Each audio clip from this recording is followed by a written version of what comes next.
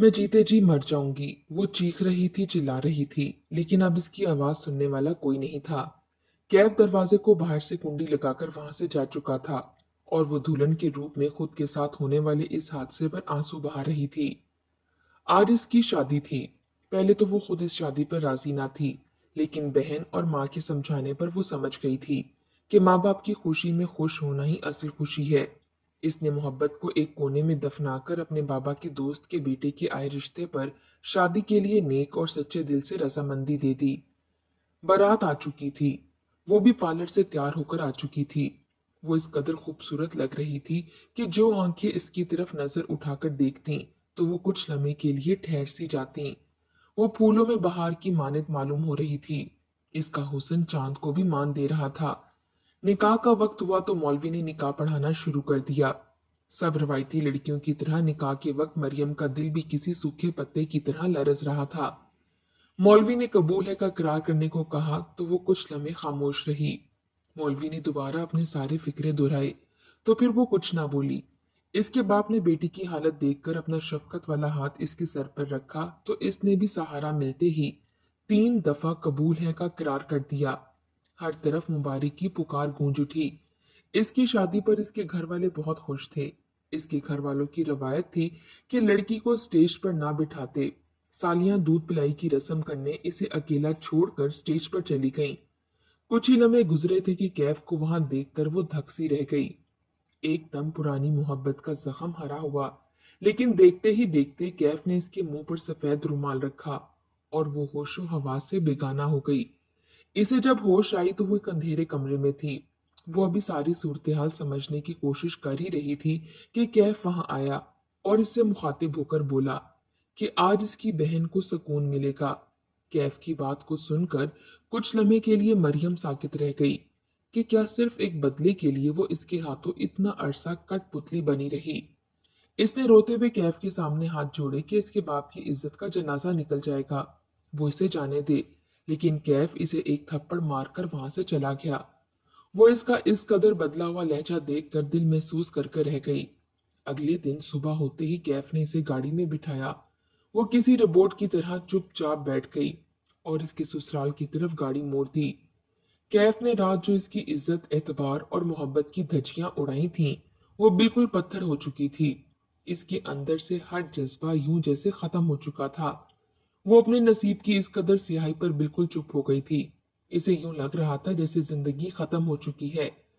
कल जो इसकी खूबसूरती फूलों में बहार की मानित थी, आज वो इस कदर मुरझा चुकी थी कि एक ऐसी लुटी हुई औरत मालूम होती थी जिसका घर बार सब लुट गया हो और इसके पास कुछ न बचा हो। वहां सब कुछ ही तो लुट चुका था इसका, अब कुछ भी तो ना बचा था इसके पास। एक औरत की इज्जत ही तो औरत का कुल जहान होती है। जब वही ना रही तो कुछ भी ना रहा। तभी इसे कैफ की आवाज सुनाई दी। इसे उस वक्त इसकी आवाज से भी वहशत हो रही थी। हाय, मेरी बहुत तमन्ना थी तुम्हारे बाप को इस तकलीफ में देखने की जो 2 साल पहले मेरे बाप ने झेली थी। इसीलिए तो मैंने सारे सीन की वीडियो बनाने के लिए वहां अपने बंदे छोड़े थे। क्या तुम देखना चाहोगी? कैफ मोबाइल खोलते हुए आगे करने लगा तो मरियम ने गुस्से से इसका मोबाइल एक झटके से नीचे फेंक दिया। रस्सी जल गई लेकिन बल ना गया। कैफ अपना मोबाइल उठाता हुआ एक निगाह इस पर डालते हुए बोला और फिर दोबारा अपने लफ्जों की जोहर दिखाने लगा। तुम्हारी गुमशुदगी, बल्कि गुमशुदगी नहीं, तुम्हारे घर से अपने आशिक के साथ भागने पर जो तुम्हारे ससुराल वालों ने थू थू की और तुम्हारे घर वालों की हालत थी, आहा, मुझे तो दिली सुकून मिला। वो कहका लगाकर और न जाने क्या क्या कह रहा था। मरियम को तो अपना दिमाग मऊफ होता महसूस हो रहा था। इसे यूं लग रहा था कि वो मजीद कुछ भी समझने की, सोचने की सलाहियत खो चुकी है। एक झटके से गाड़ी रुकी तो इसके सामने एक 2 मंजिला जदीद तर्ज से तैयार हुआ घर था। इसे याद आया कि ये तो इसके बाबा के दोस्त और अब इसके शौहर का घर है। खूबसूरत और दिलकश लाइटों से आरास्ता घर जो कि अब तारीख हुआ पड़ा था। कैफ ने गाड़ी का दरवाजा खोल दिया और इसका बाजू पकड़कर एक झटके से इसे बाहर निकाला।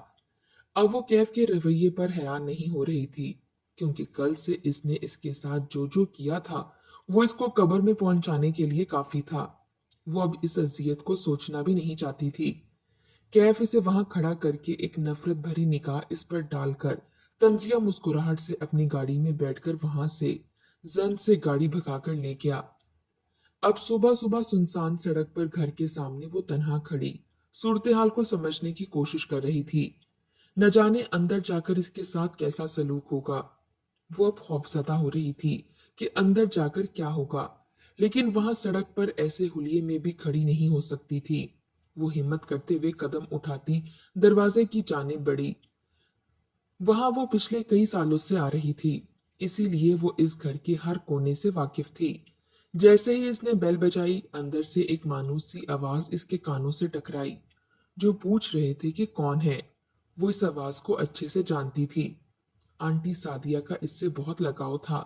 शायद वो शुरू से ही इसे अपनी बहू बनाना चाहती थीं। काफी देर बाद जब वो ना बोली तो दरवाजा खुला और आंटी सादिया इसे ऐसे हुलिये में सामने खड़ा देखकर दंग रह गईं। काफी लम्हे तो वो कुछ ना बोले, लेकिन इससे पहले कि वो कुछ बोलती, साथ जो बाहर जाने वाला था सामने मरियम को खड़े देखकर वो भी शौक हो गया।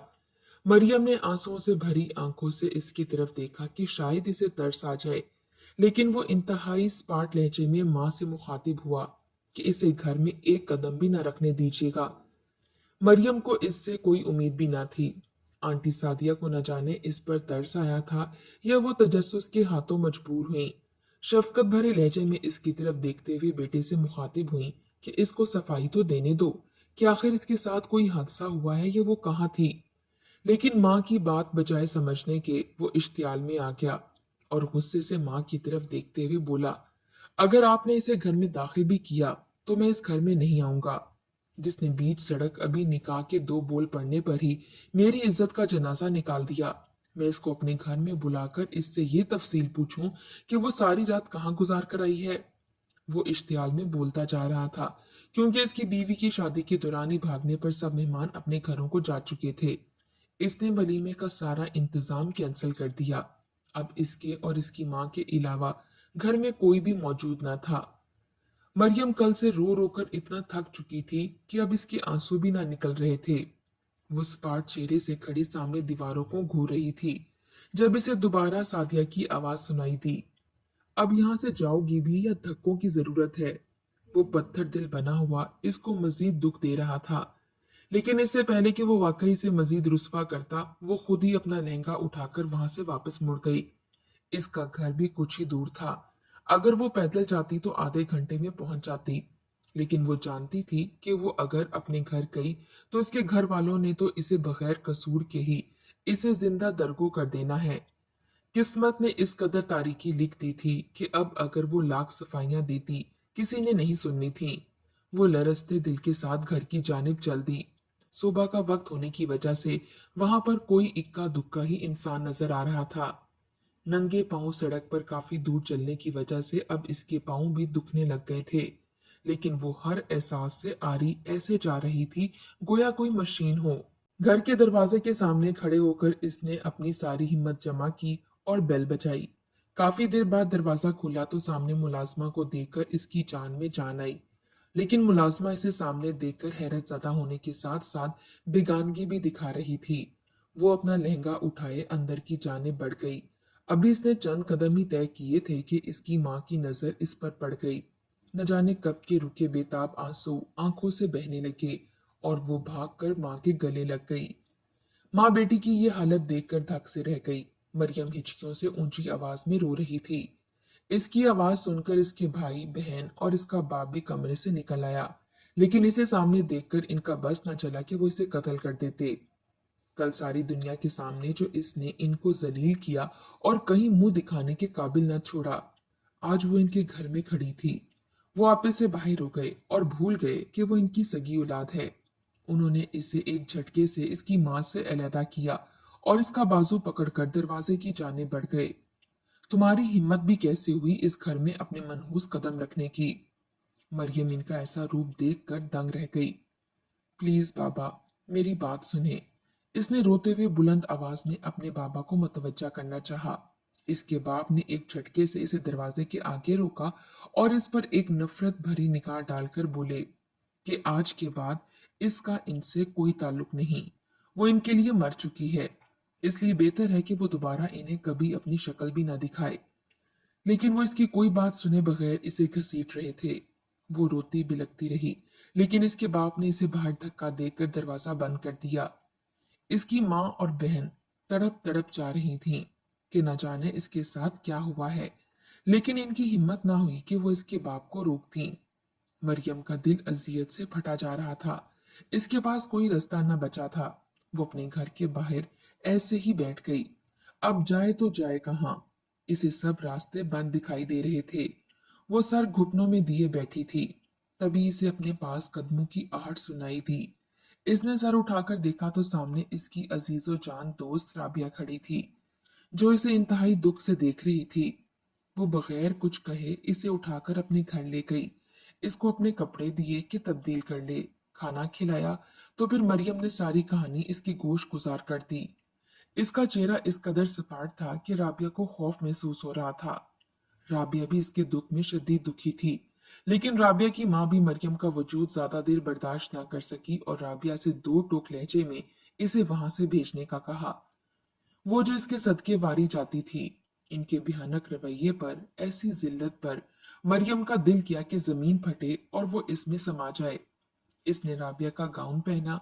राबिया बहुत रोई कि वो अपनी इतनी अजीज दोस्त के लिए कुछ नहीं कर सकती, लेकिन मरियम ने इसे तसल्ली दी कि वो ठीक है और अल्लाह का नाम लेकर वहां से आ गई। इसने सोच लिया था कि अब इसे क्या करना है। वो बुर्का पहने और निकाब लिए अपने शौहर के घर आ गई और एक जरूरतमंद बनकर इनको अपने घर मुलाजमा रहने का कहा, तो इसकी सास ने तरस खाकर इसे अपने घर मुलाजमा रख लिया। इसने दिल ही दिल में शुक्र किया कि उन्होंने पहचाना नहीं। इसने शर्त रखी कि वो ऐसे ही निकाब में रहेगी, तो इसकी सास को कोई एतराज ना हुआ। इस तरह वो निकाब में रहकर एक मुलाजमा की हैसियत से घर के सारे काम करती। इसकी सास ने इसे रहने के लिए एक अलहदा कमरा दिया। इसने इन्हें अपने मुतालिक कुछ ना बताया कि वो शादीशुदा है क्या नहीं, और ना ही उन्होंने कुरेदा। वो बहुत ज्यादा इनसे मिली जुली ना थी, इसलिए इन दोनों माँ बेटे ने इसे ना पहचाना। इसे वहां काम करते एक माह हो गया था कि अचानक इसकी तबीयत खराब रहने लगी। इससे काम ना होता। वो सुस्त रहती और सारा दिन थकी थकी सी रहती। अपनी तबीयत के पेश नजर वो डॉक्टर के पास गई, तो जो डॉक्टर ने बताया वो सुनकर इसके कदमों तले से जमीन निकल गई। वो तो उम्मीद से थी। इसे लगा कि अब तो इसकी जिंदगी ही खत्म हो गई। इसका दिल किया कि कैफ इसके सामने हो तो वो इसका कत्ल कर दे, कि इसने इसकी सारी जिंदगी बर्बाद कर दी थी। इसके बच्चे को जमाने में कौन कबूल करता? जैसे जैसे वो सोच रही थी इसका दिमाग फट रहा था। काफी दिन तो वो ऐसे ही परेशान रही, लेकिन फिर इसने सारा मामला अल्लाह के सुपुर्द कर दिया। वो इस बच्चे के बारे में जितना सोचती तो इसे जीने की एक उमंग नजर आती। वो सोचती कि वो इसे लेकर यहाँ से बहुत दूर चली जाएगी, जहाँ इसकी हकीकत किसी को मालूम ना होगी। कम अज कम इसके पास सहारा तो होगा। इस तरह इसे 3-4 माह गुजर गए। इसकी सास की तबीयत बहुत खराब रहने लगी थी, इसीलिए वो हर वक्त कमरे में ही रहती और शौहर से भी इसका बहुत कम सामना होता। शाम को वो आता तब तक वो सारा काम निपटा कर अपने कमरे में चली जाती। गर्मियों के दिन चल रहे थे। वो सारा काम निपटा कर अपने कमरे में चली गई। अपने कमरे में आकर इसने निकाब उतार दिया। वो मुकम्मल पसीने में शराबूर थी, इसीलिए दरवाजा लॉक करना भूल गई।